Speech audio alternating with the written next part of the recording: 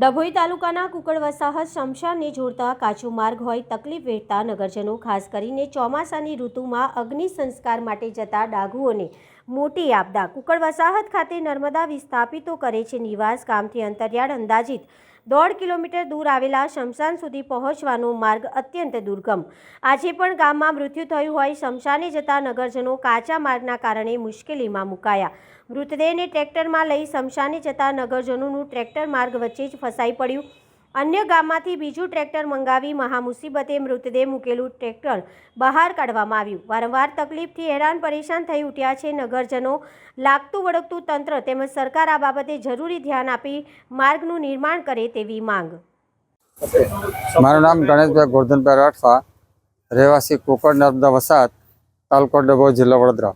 અમે છેલ્લા 35 વર્ષથી કુકડ વસાહતમાં નર્મદા અસરગ્રસ્ત જાહેર થતાં અમે પુનઃ વસાહત કરેલ છે।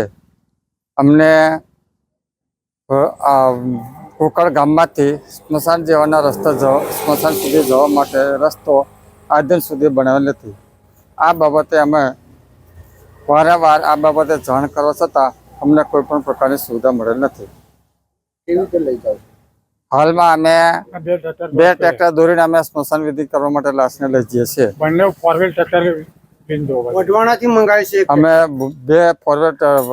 2 ટ્રેક્ટર જોડીને અમે સ્મશાન વિધિ માટે લાશને લઈ જઈએ છીએ। અમારી શું માંગ છે? અમારી માંગ છે કે અમારે કુકડ ગામમાંથી સ્મશાન સિંહનો રસ્તો બનાવે એવી અમારી માંગ છે। આ બાબતે અમે વારંવાર જાણ કરેલો હોવા છતાં અમારે રસ્તાને કોઈ પણ એનું સોલ્યુશન લાવતા નથી। જે મારું નામ રાઠવા વિપિનભાઈ સુંદરભાઈ છે। હું કુકડ નવી વસાહતનો રહેવાસી છું। અમારે સ્મશાન કુકડ જૂના ગામથી 1.5 કિલોમીટર જેવો અંદર ખેતરોમાં છે રસ્તો, જે કાદવ કિચવ ખાડાવાળો છે, જે 3-4 ફૂટ જેટલા ખાડા છે।